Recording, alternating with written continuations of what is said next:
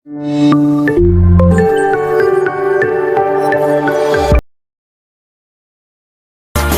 ini hari bahagiaku, belajar online dari rumah. Meskipun terpisah ruang dan waktu, kita tetap jumpa menyapa. Senangnya hatiku dibantu ayah ibu, guru baru tentulah ramah.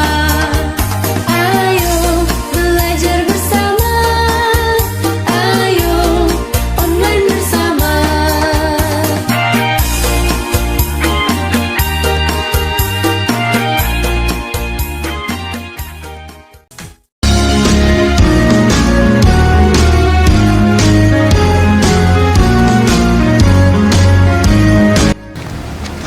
Assalamualaikum warahmatullahi wabarakatuh.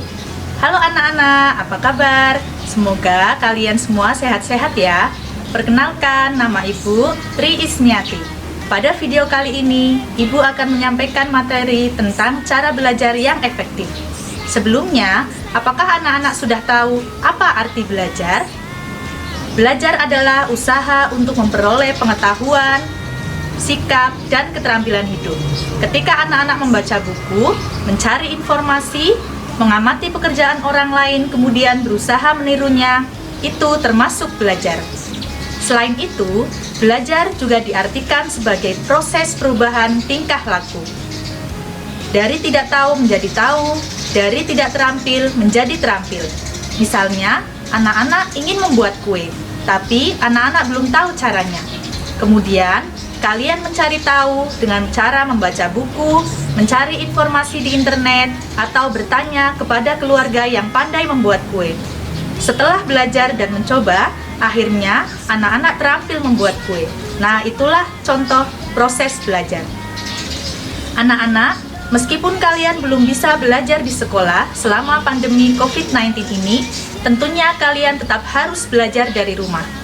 Bagaimanakah cara belajar yang baik agar tujuan belajar dapat tercapai? Mari kita simak video berikut ini. Cara belajar efektif yang pertama adalah atur jadwal belajar.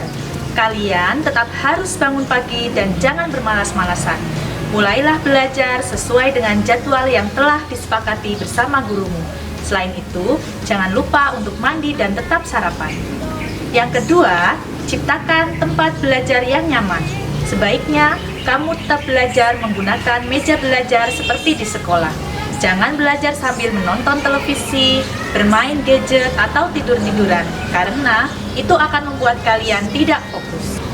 Cara yang ketiga adalah kalian tetap harus menyempatkan waktu untuk olahraga dan juga jangan lupa untuk tetap makan makanan yang bergizi agar tubuh kalian tetap sehat dan bugar.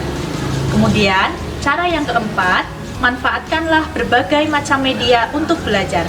Kalian bisa membaca buku atau memanfaatkan internet. Misalnya, kalian bisa membuat akun di Rumah Belajar Kemdikbud, mengunduh aplikasi Ipusnas atau aplikasi belajar yang lain. Kemudian, cara yang selanjutnya, hubungi gurumu jika ada kesulitan. Tanyakan hal-hal yang belum kalian pahami. Tidak perlu malu dan juga tidak perlu takut ya untuk tetap terhubung dengan Bapak Ibu Guru. Nah, itulah cara-cara belajar yang efektif yang bisa anak-anak terapkan selama belajar dari rumah. Assalamualaikum warahmatullahi wabarakatuh. Halo anak-anak hebat, selamat pagi. Masih semangat kan mengikuti kegiatan pengenalan lingkungan sekolah ini? Perkenalkan, nama Ibu Devi Tristiawati. Tadi anak-anak sudah belajar tentang cara belajar efektif bersama Bu Ismi ya. Nah, selanjutnya Ibu akan menyampaikan materi tentang tata tertib sekolah. Sebelumnya, apakah anak-anak sudah tahu apa itu tata tertib? Tata tertib adalah segala peraturan yang sifatnya wajib atau harus ditaati ataupun dilaksanakan. Tata tertib sekolah berarti segala peraturan yang ada di sekolah yang harus ditaati dan dilaksanakan oleh semua warga sekolah, baik itu siswa, guru, ataupun karyawan sekolah. Pada kesempatan kali ini, Ibu akan memaparkan secara singkat tentang tata tertib sekolah bagi siswa, khususnya untuk siswa kelas 1 yang akan mulai belajar di SD Negeri Nogopuro ini.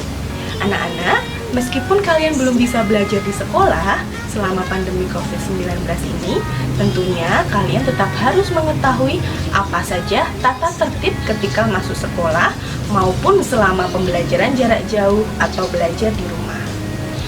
Nah, apa sajakah tata tertib sekolah bagi siswa? Simak video berikut baik-baik ya. Tata tertib yang pertama adalah masuk sekolah pukul 7. Ketika kegiatan belajar mengajar sudah kembali normal, seperti sebelum pandemi, anak-anak diwajibkan datang ke sekolah 10 menit sebelum pelajaran dimulai. Pelajaran dimulai pukul 7 pagi. Biasanya anak-anak dibariskan dahulu di depan kelas sebelum masuk kelas. Nah, walaupun sekarang anak-anak belajar di rumah, anak-anak tetap harus bangun pagi. Dan pembelajaran daring juga akan dimulai pukul 7. Tata tertib yang kedua adalah anak-anak wajib mengenakan pakaian seragam sekolah. Ketika pembelajaran di sekolah, anak-anak wajib mengenakan seragam sekolah sesuai ketentuan pada hari tersebut. Pada hari Senin dan Selasa, anak-anak mengenakan seragam putih dan merah. Pada hari Rabu, anak-anak mengenakan seragam biru. Dan pada hari Kamis, anak-anak mengenakan seragam batik. Pada hari Jumat, anak-anak mengenakan pakaian olahraga. Dan pada hari Sabtu, anak-anak mengenakan seragam pramuka. Pada saat pembelajaran daring pun, anak-anak diwajibkan mengenakan seragam sekolah. Contohnya, pada saat dokumentasi foto ataupun video yang di situ ada anak-anak, maka anak-anak wajib mengenakan seragam sekolah sesuai ketentuan pada hari tersebut. Untuk anak kelas 1 yang belum memiliki seragam, boleh menggunakan seragam yang bebas tapi rapi dan sopan. Kemudian untuk seragam olahraga, anak-anak boleh menggunakan seragam dari TK. Kemudian tata tertib yang ketiga, anak-anak wajib mengikuti kegiatan pembelajaran dengan baik. Selama kegiatan pelajaran baik di sekolah maupun dari rumah harus diikuti oleh semua siswa dengan baik. Materi yang diberikan oleh guru wajib dipelajari dan siswa apabila ingin absen, apabila sakit atau ada keperluan yang mendesak harus menghubungi guru kelas masing-masing, harus meminta izin guru kelas. Dan tata tertib yang keempat, tugas harus dikumpulkan tepat waktu. Setiap tugas yang diberikan oleh Bapak Ibu guru wajib dikerjakan oleh siswa dan dikumpulkan tepat waktu sesuai batas waktu yang ditentukan oleh Bapak Ibu.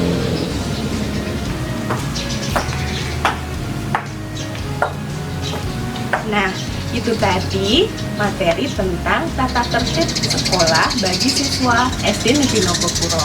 Semoga siswa-siswa baru di SD Negeri Nogopuro dapat mematuhi tata tertib sekolah dan menjadi anak yang tidak hanya cerdas tetapi juga berkarakter. Untuk anak-anakku kelas 1, selamat bergabung di SD Negeri Nogopuro. Tetap semangat dalam belajar ya, dan jangan lupa untuk selalu jaga kebersihan dan kesehatan. Sekian dari Ibu. Wassalamualaikum warahmatullahi wabarakatuh. Aku bangga menjadi